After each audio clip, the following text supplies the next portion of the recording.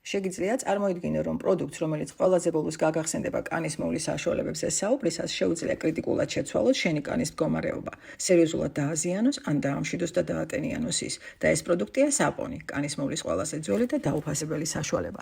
გლიცერინის და ცხიმოვანი მჟავებით მდიდარი ნატურალური საპონი, რომელიც ოდითგანვე მზადდებოდა მცენარეული ზეთების საპონიფიკაციით, ინდუსტრიალიზაციის პერიოდში ჩანაცვდა სინთეტური საპნით, ნავთობპროდუქტების ნარჩენებისაგან მიღებული დეტერგენტით, რომელიც აცილებს არა მარტო ჭუჭყს, არამედ კანის ზედაპირულ ცხიმსაც.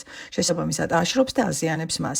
მისი აგრესიული მოქმედების შესამცირებლად კოსმეტიკურმა ქიმიამ მომხმარებელს თხევადი, თუმცა მაინც სინთეტური საპონი შესთავაზა. აგრესიული ეფექტი შემცირდა, მაგრამ პროდუქტის სპეციფიკიდან გამომდინარე გაჩნდა სხვა საფრთხეები.